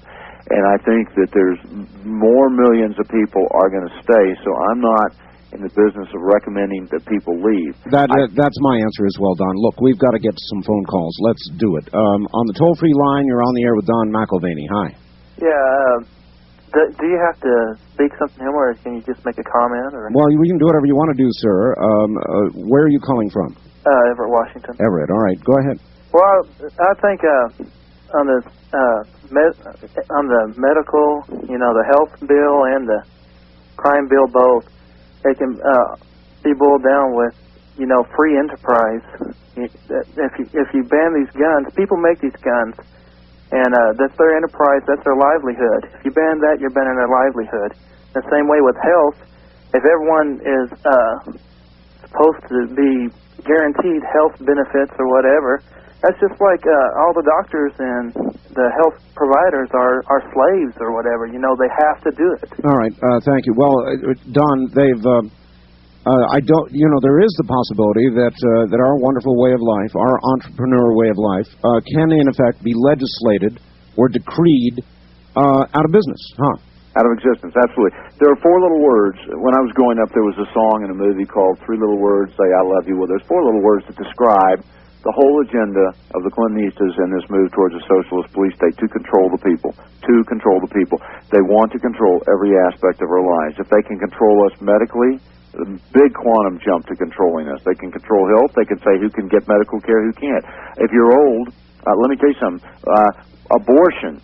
You may be for or against abortion. I don't really care, but understand this. Abortion was started by the globalist establishment. A friend of mine who used to be in the United Nations and has left and is now a Christian was asked by the Rockefellers to help to start up the world abortion movement 25 years ago.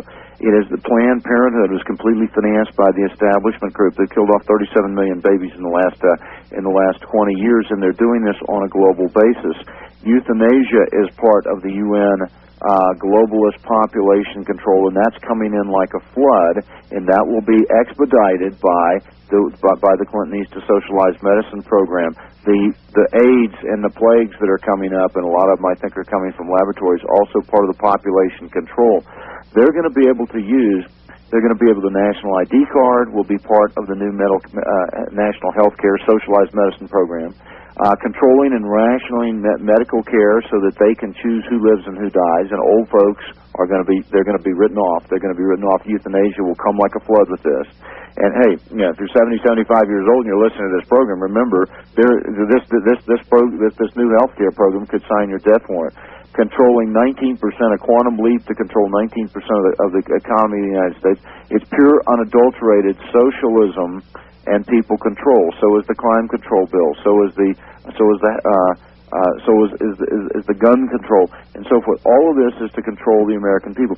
Look, Gulliver traveled through the land of the Lilliputians. Remember Gulliver's travels, and he lays down in the grass to take a sleep, and he wakes up, and these little bitty critters, they've been busy. They're about the size of a mouse or smaller, and they've been winding thread around him. And just, what's a thread, or 2 or 3 or 5 or 10 or even 100 for a giant? But when he wakes up, he's like he's mummified. He can't move. He's like he's in a straitjacket.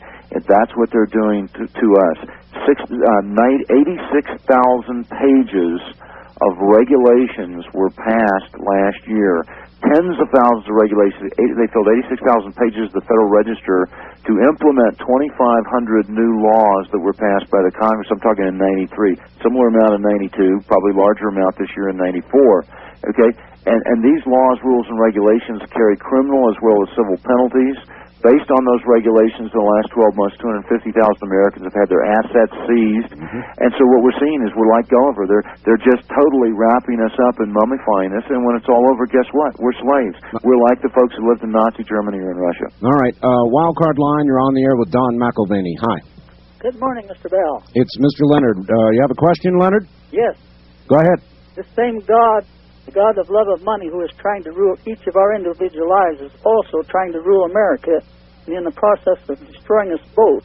That is why Christ came to this earth as Savior of each of us individuals.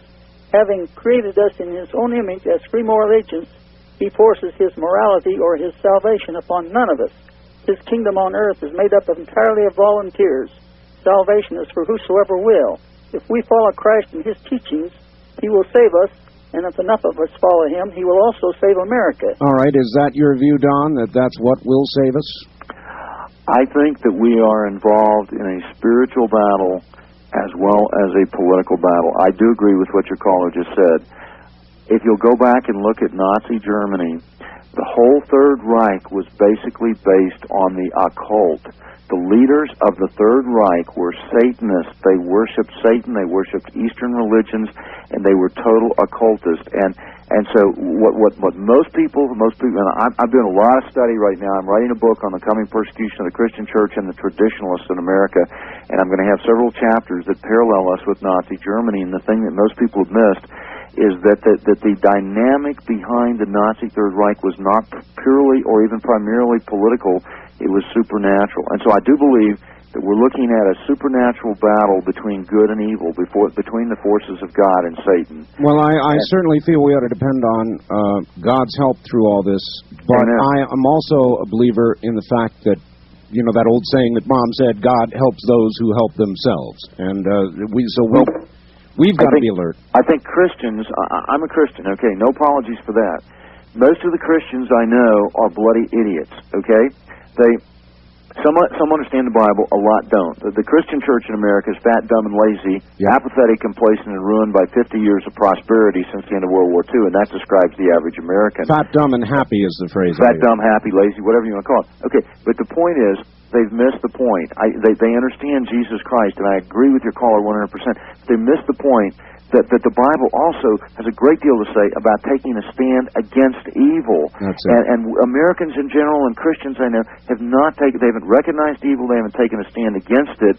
And so I agree. I think Christians need to be taking a stand for Jesus Christ, and I try to with everything I do. And we also need to be taking a stand against evil.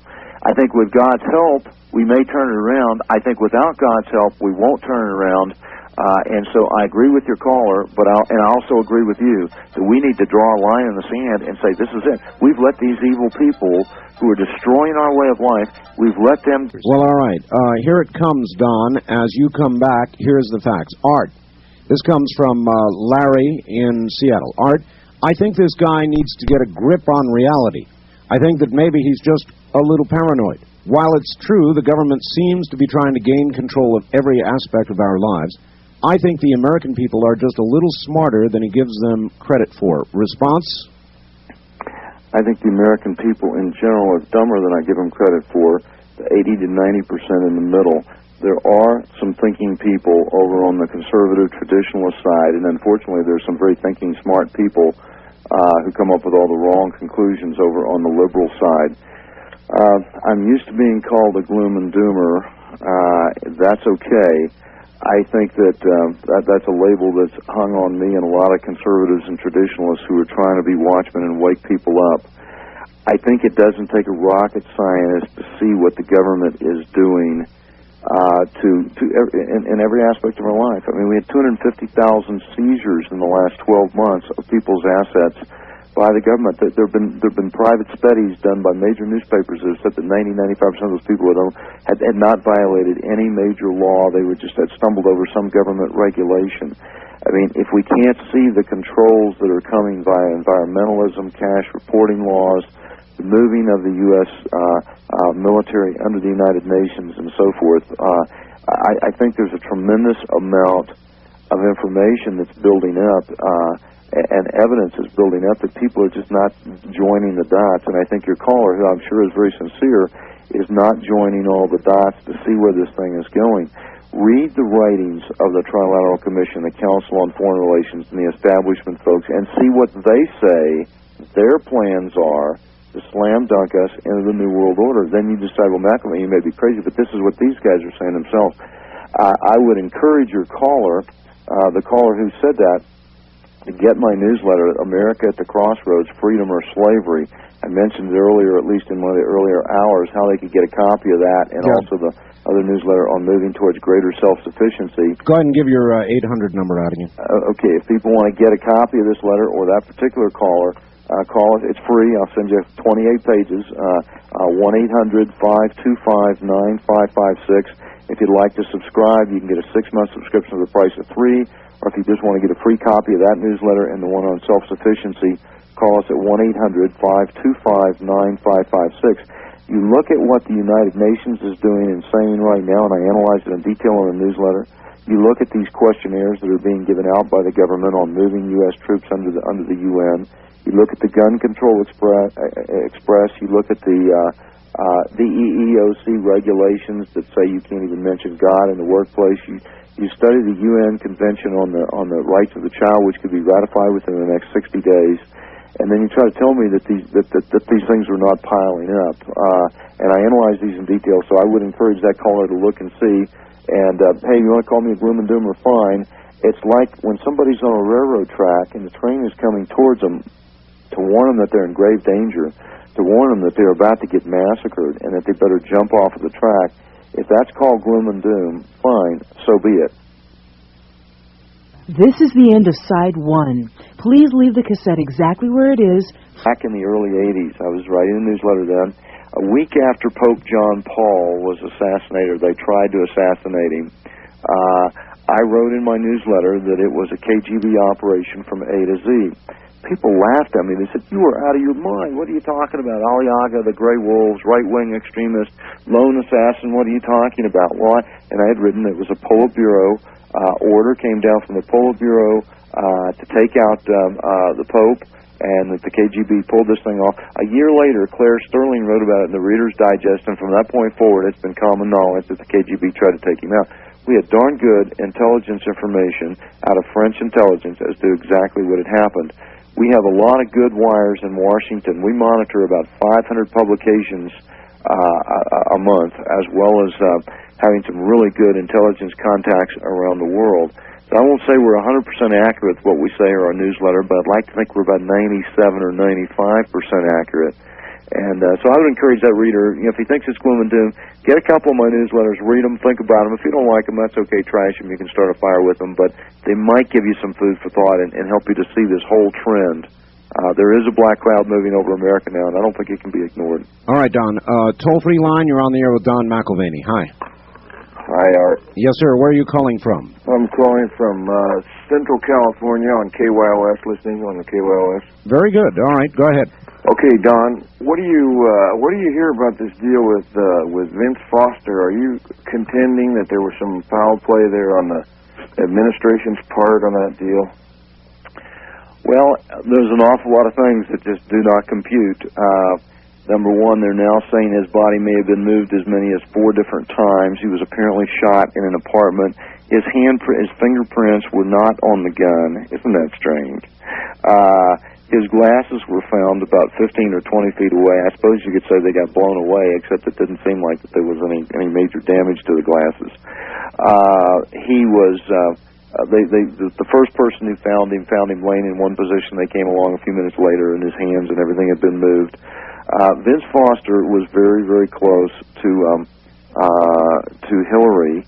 I mean, it's strongly rumored back in Arkansas that there had been a liaison between them that had gone back for some 10 years. But more importantly, probably, he was very, very tied in with the whole Whitewater thing, the cover-up, and so forth. Now, whether this guy was about to have a nervous breakdown, whether he was about to blow the whistle, whether he knew too much or whatever, we probably will never know. You look at the cover-up. The cover-up is like the Waco cover-up when they bring in an independent arsonist from Houston, but he turns out that he was also a consultant for the ATF for 10 years, and his wife is married to the head of the ATF office in Houston that planned the Waco massacre.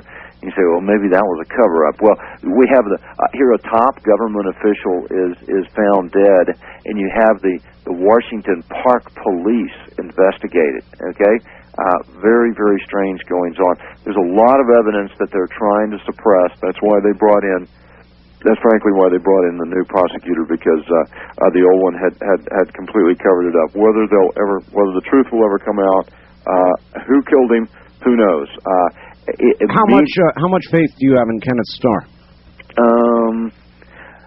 I don't know that much about the man. He sounds like he's a pretty dramatic improvement over, I believe it was Fisk was the last guy. Right. And it sounds like this will be a dramatic improvement, but we'll have to see. It may just be a continuation of the cover-up. These things, they have the ability to cover these things up a lot better than we would suppose. The massive amount of when they go into his office and they start all of this, cutting up, shredding of the papers and evidence and so forth immediately thereafter, they've scrambled so hard to cover it up that it. You remember, it was the Watergate cover-up that nailed Nixon. It wasn't Watergate per se, which was a relatively minor infraction. It was the Watergate cover-up. Sure. Well, there's been the same kind of scramble to cover up this Whitewater thing. And I think there's growing evidence that the man was murdered. By who? I'm not ready to say, and I don't think anybody can say, but I think there's some obvious hunches that you might jump to. Why are they ignoring the testimony of this late witness who saw the bodies, saw the hands in a different position, saw a lot, and they seem to be just ignoring it? How come? They don't want the truth to come out. And even the Republicans are not pursuing this thing like they should. The Republicans could have put this guy down so long ago. They keep helping him along, and they have no smell for blood. They could end this presidency if they had chosen to do so, and even they don't want to do so. They're going to ignore that witness as much as they can. It may be that this thing gets away from them. I don't know. I have friends in Washington that believe that between Whitewater, the Vince Foster murder, and all the bimbo eruptions, et cetera, that he can't survive. I'm not so sure. I hope they're right. I'm not so sure. We'll have to see. This guy, their ability to cover up is great, and witnesses die very quickly. Let me give you a story. A friend of mine knows the editor of the Washington Times. Yes. This man communicated a story to him. They have done a tremendous good job of exposing Whitewater and the Vince Foster situation and so forth with a series of articles, not unlike what the Washington Post did maybe on the Watergate thing 15, 20 years ago. That's true. And a former governor of Arkansas called the editor of the Washington Times and said, your articles are great, get a bodyguard. And the guy said, well, what are you talking about? Are you joking? I mean, you're pulling what?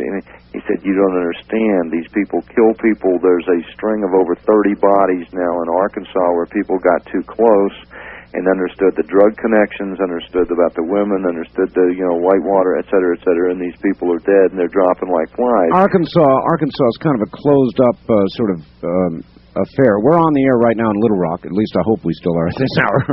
And people in Little Rock don't really want to talk a lot about it.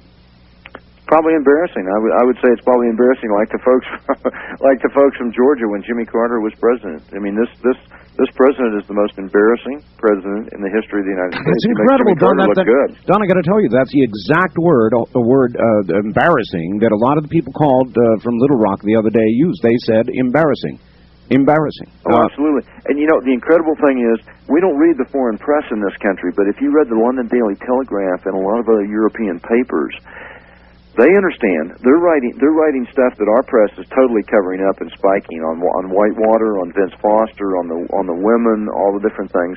And people around the world are laughing at America. I remember, I travel abroad a lot, and I read a lot of the international press, and I remember we were the laughing stock of the world when Jimmy Carter was president. People looked at us and said, how can you Americans let a buffoon like that be president of the United States?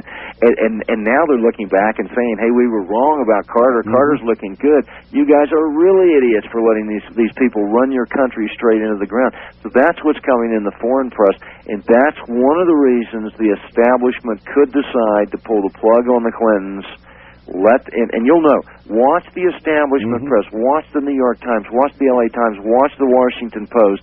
If they begin to level both barrels at the Clintons, then you'll know the decision has been made. They've decided to pull the plug. Look, they pulled the plug on George Bush. George Bush is total establishment, and they pulled the plug on George Bush, and you knew it when David Rockefeller came out in the New York Times with an editorial in August of '92 saying, and now get this, would you believe this, quote unquote, the only man we can trust in the election is Bill Clinton. Yeah. Okay, the establishment had weighed in. They had pulled the plug on Bush. Bush was their man. He had done his useful thing, and they decided to move on to somebody else. They could very well do the same thing and put Gore in, and then watch to see who the establishment tries to put up as a Republican candidate. I got to say this is very important. There's no real difference between the Republicans and the Democrats. They're Socialist Party A. They're Socialist Party B. They compete with one another so you can tax the most, spend the most, control us the most. The liberal Eastern establishment owns and controls both parties, and so they will probably select whoever is the Republican candidate to run against Gore or Clinton in 1996. We lose. All right, there's the prediction. Don, you just got to stop for a second. We got to take a couple calls, or they're going to hang me on the toll-free line. You're on the air with Don McElvaney. Where are you calling from, please? From Phoenix, Arizona. Phoenix, yes, sir. Hi, I have a couple questions for Mr. McElhaney, but first I wanted to say that recently I've come in contact with a lot of information like the Vampire Killer 2000 and the Police Against the New World Order, and I've been making copies of that thing and trying to get out to as many people as I can, and to several police officers I've given it to, and it seems like a lot of them just seems that it's too terrible to be true, and they don't really want to accept the whole fact. And, are happy in their own little world. All right, sir, we don't have much time. Do you have a question? Yeah, I do. I'm wondering if he's familiar with any of Bill Cooper's writings, like Behold a Pale Horse, or any of his essays. Yeah, and I think there's probably some good stuff in there I would agree with, and there's some other things in his writings that I would disagree with. I think there are better sources of information around than his writings, personal opinion. I want to go back to what you said, Operation Vampire Killer 2000. That's a publication that's written by Jack McLam. Jack is one of the speakers at the Survival Prep Conference out in Seattle we've talked about earlier in the program. Jack is a former highly decorated policeman in Phoenix, and you ought to get on his newsletter list. He's got a newsletter called Aid and Abet, and he is trying to wake up policemen around the country as to how the New World Order and the establishment are trying to take over local police and get them to help enforce the New World Order. He's doing a great job. It's an uphill battle, and the majority of the police, the real police, the good police who know what's going on, they're older, they're being forcibly retired, and they're bringing in young police, and they are brainwashing them with New World Order, national, federal control over everything type thinking. Jack is doing a dynamite job on trying to wake up police around the country. You ought to get his Aid and Abet newsletter. You ought to get his Vampire Killer 2000. Give it to police people around the country. There's another good police organization called Cops for Christ that's run by a friend of mine, and they also understand a lot about what's going on. You can get the numbers for either one of those by calling us at our 800 number, and we'll dig it out for you and tell you how you can get hold of those publications. All right, good, Don. On the wildcard line, you're on the air with Don McElvaney. Good morning. Well, hello, Don? Yes. Art? Yes. Yeah, calling from KEX Portland. Portland, yes. Yeah, I was wondering if Don was aware of all the, like seafood processing ships and lumber processing ships off our coast. No, that's interesting. Tell me about it.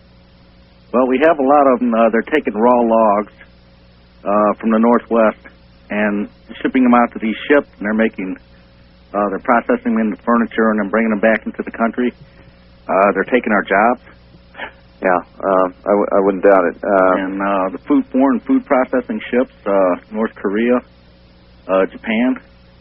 It's all part of the New World Order, folks. You got to think internationally, and don't worry about U.S. jobs, because you don't mind if you guys lose jobs up there, but you're helping to employ North Koreans or Taiwanese or Chinese or whatever. I mean, after all, we're raising the standard of living for the entire world, and the fact that you folks are losing jobs out in the Pacific Northwest, well, you don't have to worry about those things, because basically overall everybody is going to be better off on average. All right, well, that's the thinking of these idiots. Obviously, that's not right. the case. All right, you touched on Korea.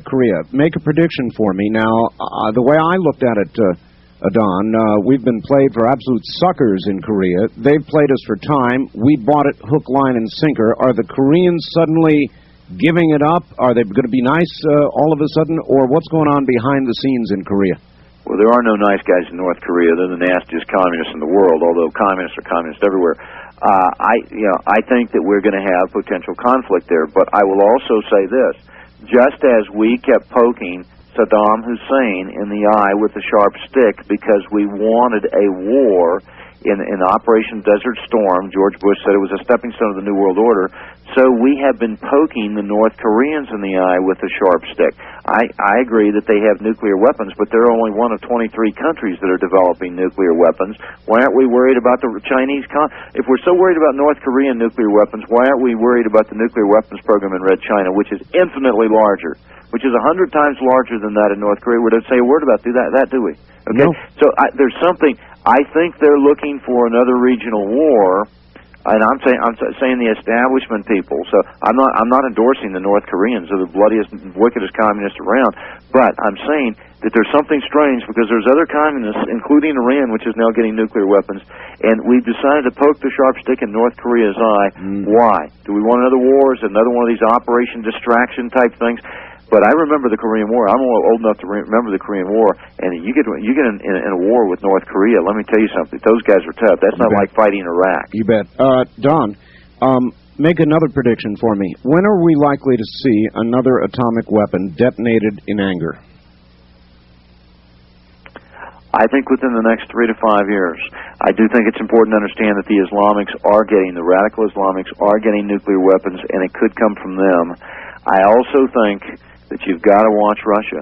Russia's got 45,000 warheads on 12 to 15,000 missiles, and most of them are pointing at the United States. I believe in the Red Dawn scenario. It's a military scenario. Go out and get the movie and see the movie because it's based on a Defense Department war scenario. I think we have great danger from the Soviets from a surprise nuclear attack over the next 3 to 5 to 7 years. I'm probably the last guy in the world that believes that, besides a few people over in NATO and that I know around the world in the intelligence community. I think you got to watch the Russians and the fact that they got nuclear submarines all over the world with nukes pointing at America. I think you got to watch a lot of the radical Islamics. And yes, you got to watch China, which is arming to the teeth, and will be able to hit us with they could probably already hit us with ICBMs, but that capacity is growing. So I can see 3 or 4 areas that you got to watch. Watch China, watch North Korea, watch Iran, and some of the radical Islamic states. And it's great now. They can have these little suitcase nuclear bombs, and they can, you can bring one of those into the harbor in New York and watch the Russians very closely. I think it's a real